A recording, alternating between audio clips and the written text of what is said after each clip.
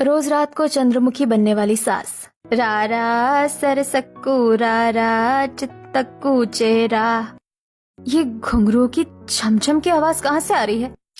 तभी घड़ी में 1 बजते हैं और सन्नाटे जैसे माहौल में अचानक घड़ी की सुई आवाज करती है, टक टक टक।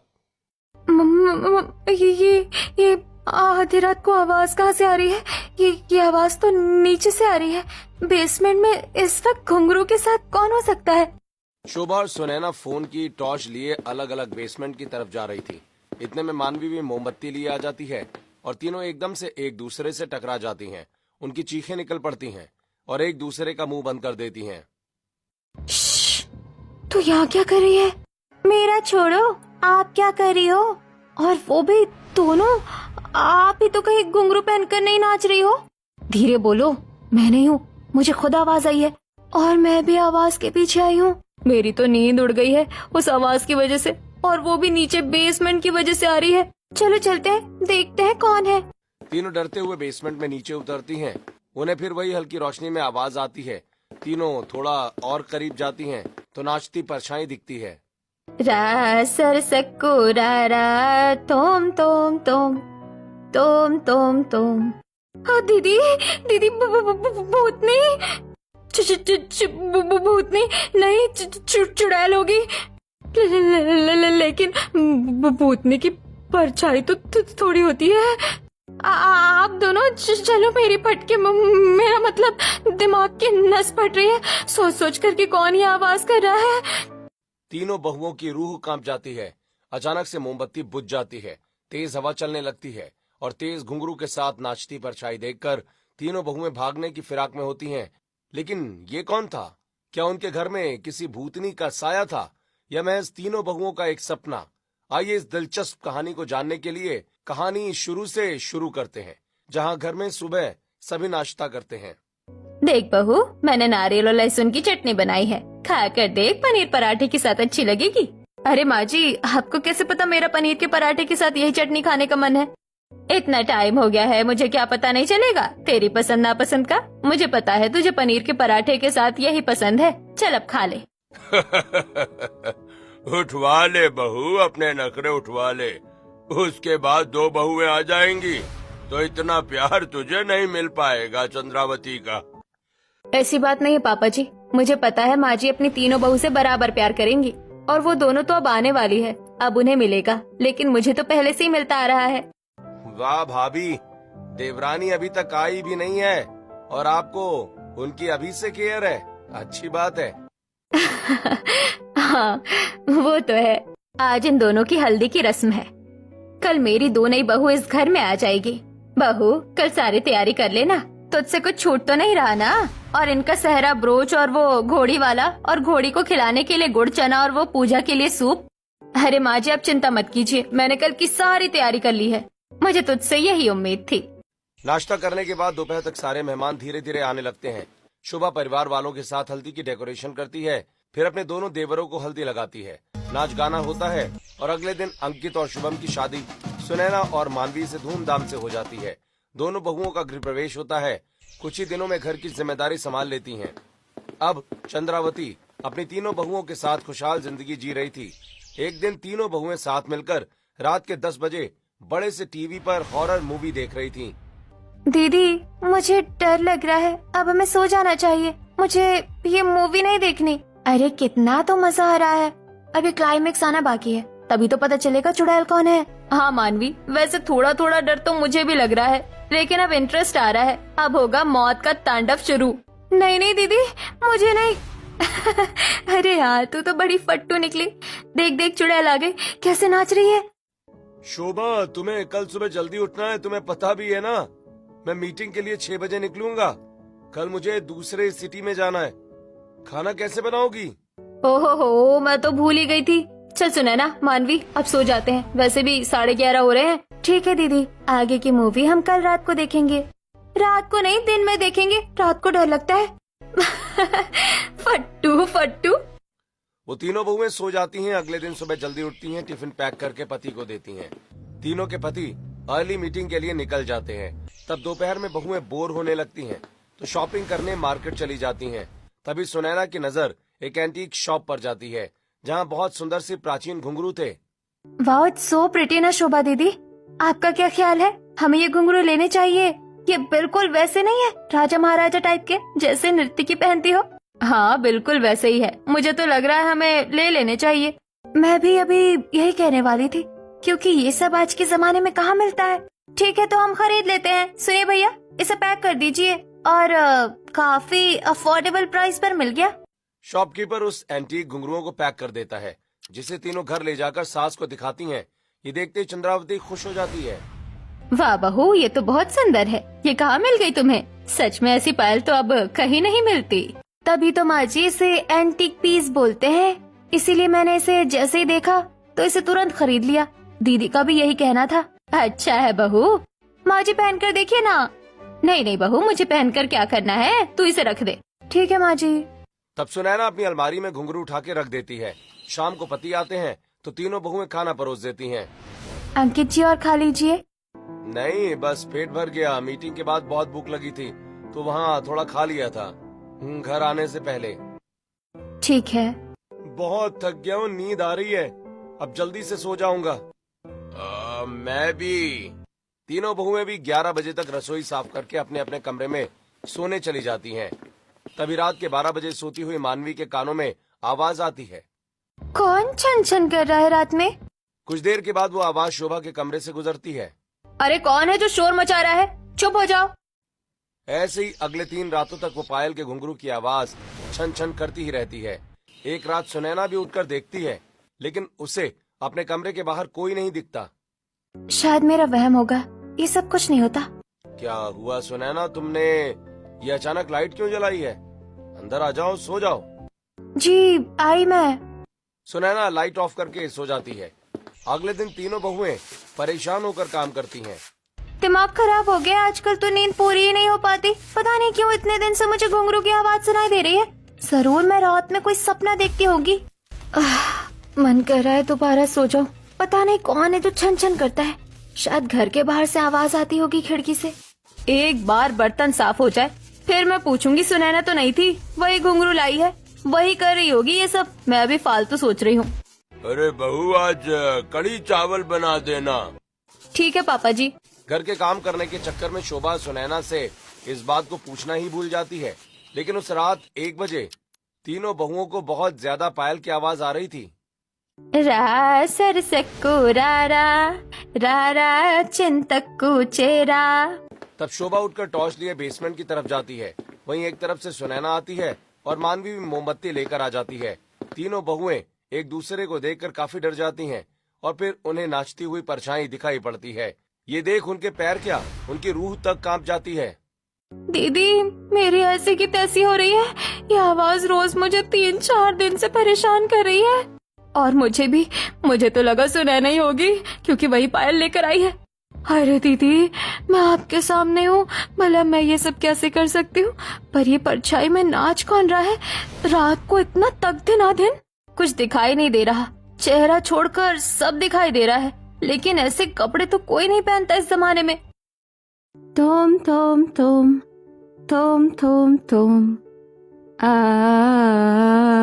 देरे नाना देरे नाना देरे नाना देरे नाना।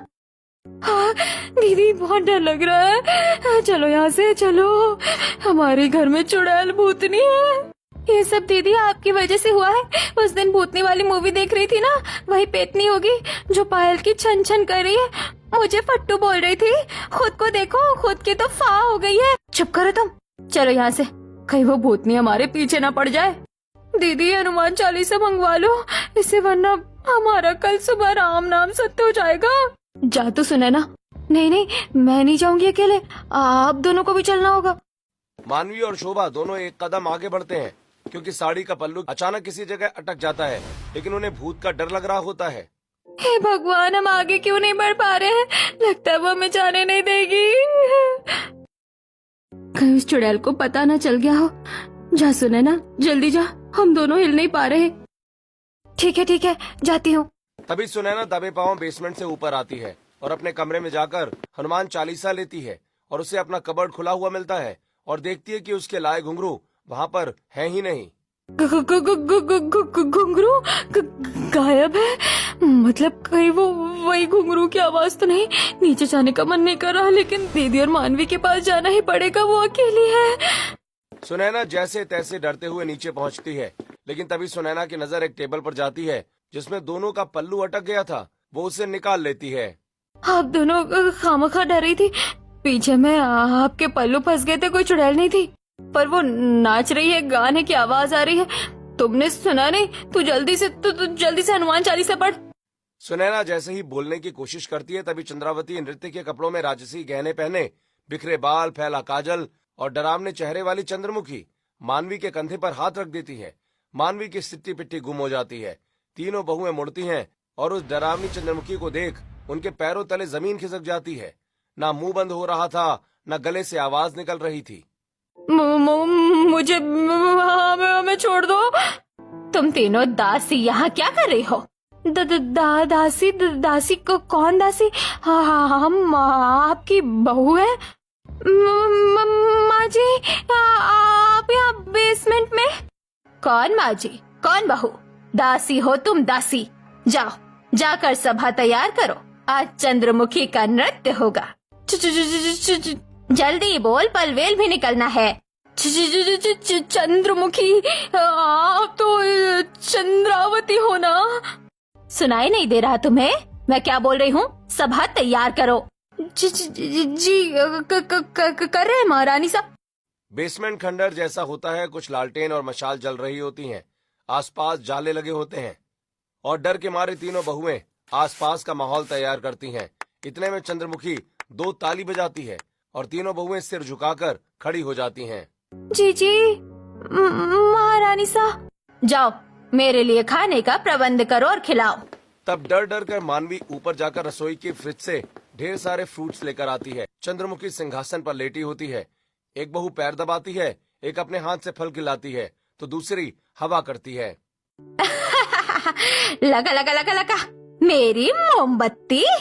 दीदी, माँ जी में भूतनी आ गई है और पता नहीं क्या चंद्रमुखी कर रही है। वही तो, चंद्रमुखी हो या चंद्रावती, सेवा तो वो हमसे अभी भी करवा रही है।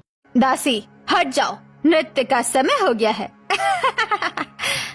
पागलों की तरह चंद्रमुखी नृत्य करने लगती है। बिखरे बिखरे बालों में तीनों बहुएं डर जाती हैं और घुंघरू की तेज आवाज हो जाती है।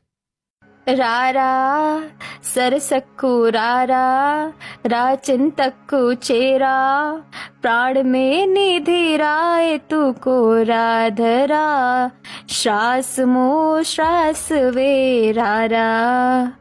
ये देख तीनों बहुएं कांपते हुए वहां से भाग जाती हैं। अगली सुबह तीनों के चेहरों के रंग उड़े हुए थे। सभी डाइनिंग टेबल पर बैठी हुई थीं। क्या हुआ मानवी, तेरे चेहरे पर 12 क्यों बजे हैं? रात को जो हुआ उसके बाद चेहरे पर 12 नहीं तो क्या 13 बजेंगे? मतलब कल रात जो हुआ वो सच था ना? अगर सपना होता तो तीनों एक ही सपना थोड़े ना देख सकती हैं दीदी। इतने में चंद्रावती चाय लेकर आती हैं। क्या बात है बहुओं, ऐसे क्यों देख रही हो? ये लो चाय पियो। अरे लो। तीनों बहुएं सहमे हुए चाय का कप ले लेती हैं और उनके हाथ कपकपाने लगते हैं। क्या हुआ बहू, चाय पियो। तुम तीनों की तबीयत खराब है क्या? ये तीनों तो ऐसे डर सहम गए जैसे इन्होंने अभी कोई भूत देख लिया हो। हाँ पापा जी, भूत ही है ये चंद्रमुखी। तुम पी क्यों नहीं रही हो? और आप तीनों को सांप सूंघ गया है क्या? हाँ। अरे ये तो ऐसे कर रही हैं जैसे कि भूत से इनकी मीटिंग हो गई हो। आप लोगों को हंसी आ रही है? वो हमने कोई सपना देख लिया था इसलिए। अच्छा, अब आप तीनों को एक जैसा सपना आने लगा। क्या बहू, तुम सुबह सुबह कौन सी कॉमेडी कर रही हो? जरूर रात को तुम तीनों मूवी देख रही होगी भूत वाली। जाओ खा पी कर आराम कर लो। नहीं नहीं माँ जी, हम ठीक है। जैसे तैसे सब नाश्ता करते हैं। तीनों बहुएं शाम का खाना बनाती हैं। दीदी, अगर मम्मी जी में आत्मा हुई किसी भूतनी की जिसका वो चंद्रमुखी नाम बता रही थी, हम उससे बचना होगा। हाँ, हमें बचना तो होगा। रसोई का सारा काम खत्म कर सबको खाना खिलाकर तीनों बहुएं सो जाती हैं। लेकिन देर रात 12 बजे उन्हें फिर घुंघरू की आवाज आने लगती है और इस बार भी तीनों एक साथ डरते हुए नीचे जाती हैं तो अपनी सास को चंद्रमुखी की तरह नाचता हुआ पाती हैं। दीदी, ये तो आज भी नाच रही है। माँ जी को क्या हो गया है? कल रात का तो सुबह उन्हें याद ही नहीं था। कैसे याद होगा? चंद्रमुखी की आत्मा ने माँ जी को जकड़ जो रखा है। वही तो। और इनका हुलिया कितना बिगड़ा हुआ है, पागलों की तरह नाच रही है घुंघरू पहनकर। और ये इतना बड़ा बड़ा मेकअप, बिंदी भी। माँ जी आपकी तो सारी लिपस्टिक खराब हो गई है। हाँ जी, माँ जी की आत्मा को किसी दुष्ट आत्मा ने कैद किया है, तो हमें उनकी मदद करनी होगी। 3-4 दिन गुजर जाते हैं। रोज रात को घुंघरू की आवाज आती है। तीनों बहुएं देखती हैं कि कैसे उनकी सास चंद्रावती अपनी हकीकत भूलकर रोज रात को चंद्रमुखी बन जाती है। अपनी बहू का लगातार ये हाल देखकर महिपाल और उनके पति परेशान हो जाते हैं। बहू, क्या बात है? सच सच बता दो। तुम तीनों बहुत परेशान हो, डरी हुई हो, क्या हुआ? हाँ हाँ, हमें बता दो, हम तुम्हारे पति हैं।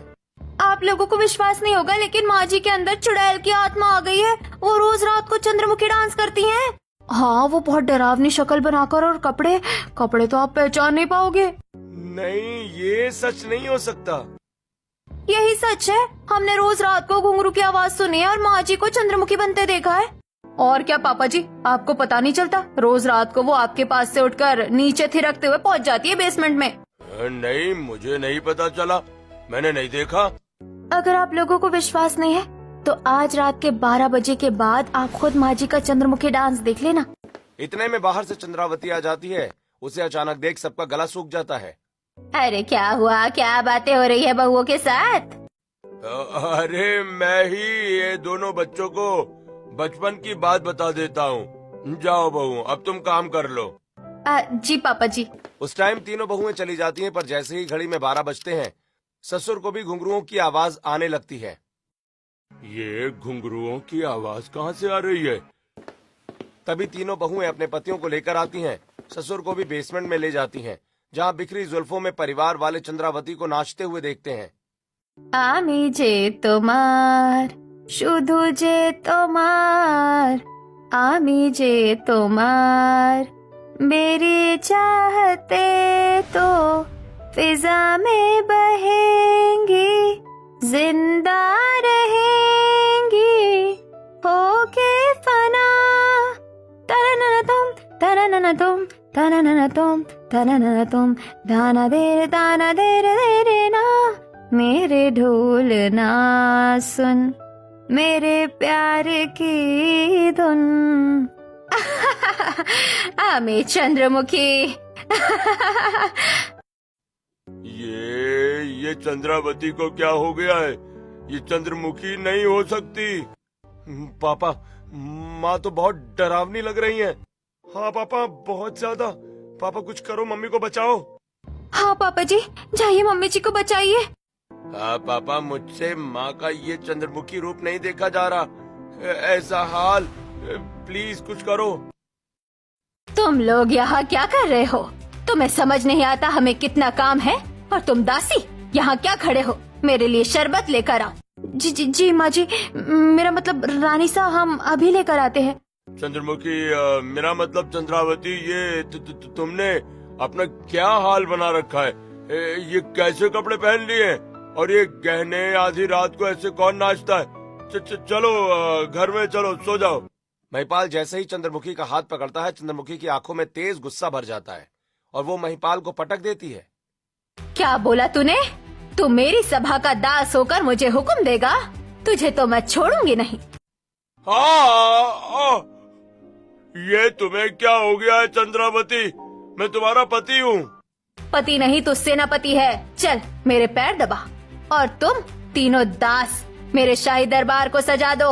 अरे मम्मी, हमें पापा की तरह कपड़े जैसा मत पटक देना। मतलब सेनापति जैसा महारानी कह रही हैं। हाँ चलो चलो करो। देखिए देवर जी, आपने भी अपनी आंखों से कुछ याद नहीं है, बस वो चंद्रमुखी बन गई है। कुछ देर में तीनों बहुएं दासी के रूप में चंद्रमुखी का ख्याल रख रही थीं। उसे खिला रही थीं, पैर दबा रही थीं, हवा कर रही थीं, और तीनों बेटे माँ की साफ सफाई सजावट कर रहे थे। और एक बेटे को सेनापति से तलवारबाजी करने को कहती है, पर दोनों को ठीक से तलवारबाजी करना नहीं आता। तो चंद्रमुखी गुस्से में आ जाती है। তোমরা এসব কি করছো? मार खेते जाओ ना की? बचाओ बचाओ, माँ जी के अंदर चुड़ैल आ गई है। पहले तो माँ जी शुद्ध हिंदी बोल रही थी, अब कौन सी भाषा बोल रही थी? तब चंद्रमुखी तलवारबाजी सीखने के लिए उन पर वार करती है और सबके सब डर के इधर उधर भागने लगते हैं। नहीं छोड़ूंगी मैं तुम्हें। महारानी साहब, मुझे तलवारबाजी सिखा दीजिए। इतने में चंद्रमुखी की तलवार महिपाल की गर्दन पर रुकती है। वही सिखा रही हूँ, सीख जाओ। छोड़ दो मुझे, छोड़ दो, मैं तुम्हारा पति हूँ। माना मेरा मतलब मैं सेनापति हूँ। इतने में चंद्रमुखी बेहोश हो जाती है। तब बहू बेटे उसे एक कमरे में ले जाते हैं। बहू एक कपड़े बदल देती हैं और वो सो जाती है। रात भर सभी लोग डरे हुए थे। चंद्रावती के पास आने में भी महिपाल सहमा हुआ था। अगली सुबह तक उसे कुछ याद नहीं रहता। घर के सभी लोग डरे हुए नाश्ता करने डाइनिंग टेबल पर आते हैं। इतने में चंद्रावती गुनगुनाते हुए खीर लेकर आती है। रा रा रा, तुम गए थे कहाँ, मैं देखूं यहाँ वहाँ, आजा तुम। पापा जी, पापा जी, मम्मा जी यही गाना गा रही है लगता है। मुझे तो अभी यकीन नहीं हो रहा कि ये रात वाली बात सच है। अरे थोड़े दिन पहले तीनों बहू डरी हुई थी, अब आप सब डरे हुए हो। क्या हो गया है, कोई भूत नहीं देख लिया है क्या जीते जागते? यही समझ लीजिए माँ, आप ये गाना क्यों गा रही हैं? पहले तो आप ऐसा कोई गाना नहीं गाती थी। हाँ वही तो, मैं अपने आप ही गाना गाने लग गई। छोड़ो, मैंने खीर बनाई है, सब खा लो। अरे नहीं, मैं नहीं खाऊंगा। चुड़ैल ने खीर बनाई है। हाँ हो सकता है भूतनी ने ही खीर बनाई हो। भूतनी नहीं, चंद्रमुखी। कैसे खाकर हम भी भूत बन गए तो? अरे नहीं, हम ये नहीं खा सकते चंद्रावती। क्यों नहीं खा सकते? फटाफट खाओ, मैंने इतने प्यार से बनाया तुम सबके लिए, बचनी नहीं चाहिए। ये शोभा, सुनैना, मानवी, तुम भी सुन रही हो ना? हाँ माँ जी। डर के मारे घर वाले चंद्रावती के हाथ की खीर भी खा जाते हैं। वहीं घुंघरू की आवाज सिर्फ घर वालों को नहीं, अब बाहर पड़ोसियों को भी आ रही थी। वो भी बहुत डरे हुए थे।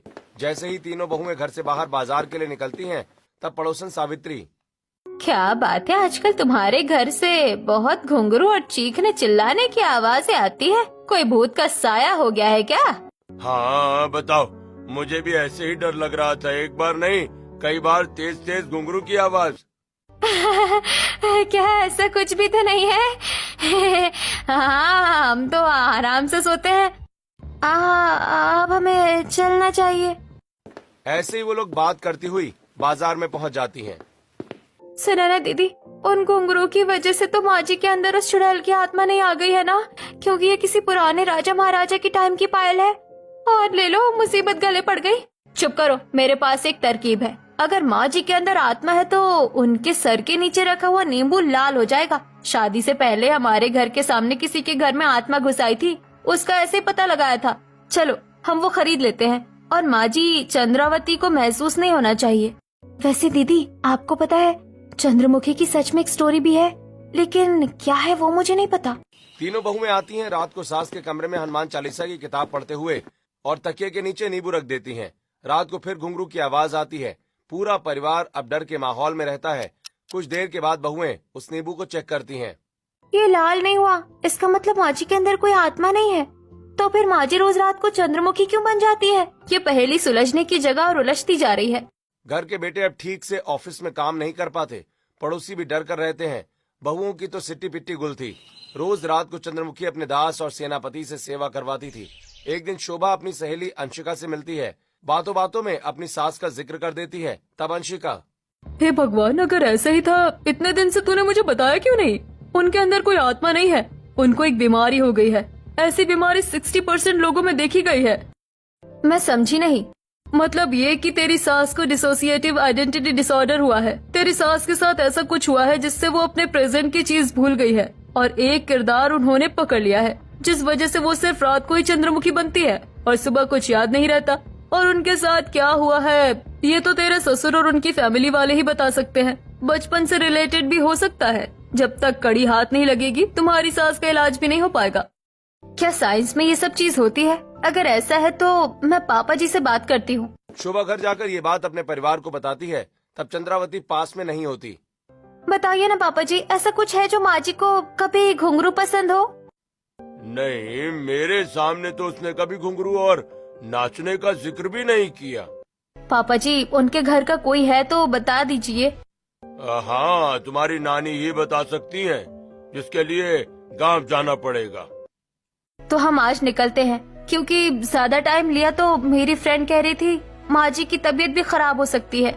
बहू तुम कहाँ जा रही हो? एक तो मेरा शरीर भी दुख रहा है और रोज दुखता है सुबह उठकर, जैसे कि रात को मैं कोई मजदूरी कर रही हूँ, लेकिन मैं तो सिर्फ सोती हूँ। हाँ माँ जी, रात को आप चंद्रमुखी वाली मजदूरी करती हैं। ये सब तो हो गए, लेकिन आप चिंता मत कीजिए, जल्दी ही ठीक हो जाएंगी। हम मायके जा रहे हैं, पापा जी आपका ख्याल रखेंगे। तीनों बहुएं सास की माँ यानी प्रेमलता के पास पहुंचती हैं, जहां वो पैर छूती हैं, चंद्रावती के बारे में कुछ बात करती हैं। ऐसा भी क्या जानना है तुम्हें चंद्रमुखी के बारे में? और वो नहीं आई, वो ठीक तो है ना? नानी माँ, हम माँ जी से बहुत प्यार करते हैं और वो बिल्कुल ठीक नहीं है। रोज रात को चंद्रावती से कब वो चंद्रमुखी बनकर नाचने लगती है, उन्हें खुद को पता नहीं लगता और न सुबह याद रहता है। अब आप ही बता सकती हैं कि उनके साथ ऐसा क्या हुआ है जो वो ऐसा कर रही है। क्या मेरे बच्चे, मुझे उसके पास जाना, देखना मैं बताती हूँ, उसके बचपन का सदमा है। मेरी बेटी को हम दोनों राजा महारानी की कहानी सुनाते थे, उसमें से एक चंद्रमुखी की कहानी भी थी जिसे नृत्य करना बहुत पसंद था। उस कहानी से प्रेरणा लेकर मेरी बेटी भी कथक करने लग गई और शीशे में देखकर खुद को रा सरसको रा चिंतको चेरा प्राण में निधिरा एलू को राधरा श्वास लो श्वास वे रा। अरे रे, तू कितना डांस करती रहती है उस चंद्रमुखी की तरह। बंद कर ये सब और पढ़ाई कर ले। माँ, मेरे स्कूल में नाटक होने वाला है, उसमें यही कहानी दर्शाई है और मैं उसमें चंद्रमुखी बनी हूँ। और आज तो डांस परफॉर्मेंस भी है, आप देखने आना। ठीक है मेरी बच्ची। 8 साल की चंद्रावती पूरे चंद्रमुखी के रूप में अपने स्कूल में नाटक प्रस्तुत करती है और जैसे ही नाचने वाली होती है, उसके सख्त लहजे वाले पिता विश्वनाथ स्कूल के सामने स्टेज से उसे उतारकर घर ले आते हैं। क्या लगा रखा है ये? हाँ, ये सब हमारे घर की लड़कियाँ ऐसे स्कूल में नाचती नहीं है। ये मुजरे वाले काम तुम मत करो। पिताजी, आपने तो मुझे ये कहानी सुनाई थी, आज स्कूल में नाटक था। अरे चुप करो, अब से स्कूल में तुम्हारा जाना, डांस करना, ये सब बंद। उसके बाद से मेरी बच्चे बस रोते हुए बड़ी हुई है। उन गुरुओं को वो कभी छू नहीं पाई। फिर अपने घर गृहस्थी बच्चों की जिंदगी में उलझ गई, लेकिन ये अचानक शुरू कैसे हो गया? शायद इत्तेफाक से मेरे कारण, क्योंकि मैं कोई पुराने जमाने की घुंघरू घर ले आई। खुद को दोष मत दो, ये उसके जीवन का एक काला कड़वा सच है। मुझे पता है तुम मेरी बच्ची को ठीक कर दोगी। जाओ अब। प्रेमलता बच्चों के लिए अचार लड्डू बनाती है। बहुओं को गांव से घर लौटने में 3 दिन लग जाते हैं। इस बीच बाप बेटों की चंद्रमुखी की वजह से बुरी हालत थी। वो उन्हें रोज रात को परेशान करके अपनी सभा में डरा के रखती थी, सेवा कराती थी और सुबह सब भूल जाती थी। जैसे ही बहुएं आती, महिपाल रो पड़ता है। अरे अच्छा हुआ तुम लोग आ गई, मेरा तो जीना हराम हो गया था। सुबह तुम्हारी सास बनकर हुक्म चलाती है, शाम तक वो डॉन बन जाती है और फिर रात को घुंघरू पहनकर चंद्रमुखी बन जाती है। पापा जी, आप चिंता मत कीजिए, हमें माँ जी के अतीत के बारे में पता चल गया है। अब सब ठीक हो जाएगा। आज हमें उन्हें डॉक्टर के पास ले जाना होगा। शाम होने से पहले तीनों बहुएं चंद्रावती को अपनी सहेली अंशिका के पास ले जाती हैं। गली में सभी लोग चंद्रावती से काफी डरे हुए थे। फिर अंशिका चंद्रावती को लॉकेट से हिप्नोटाइज करके उसके अंदर के सारे गहरे राज जानती है। प्यार और अधूरा सपना क्या है? बोलो चंद्रावती, बोलो। तुम अपने दिल की बातें आराम से कर सकती हो। मेरा प्यार घुंघरू है, मेरा सपना नर्तकी है। चंद्रमुखी स्कूल में कभी नृत्य नहीं कर पाई। धीरे धीरे चंद्रावती तुम अपनी आंखें बंद करके सो गई हो। इस पल चंद्रावती सो जाती है और अंशिका तीनों बहुओं की मदद करती है। अगले दिन मोहल्ले में सभी लोग डरे हुए थे और तीनों बहुएं डांस स्टेज तैयार कर रही थीं और पड़ोसियों के आगे हाथ जोड़कर खड़ी थीं। लेकिन हमारी माँ जी को वापस लाने के लिए हमारा साथ दीजिए।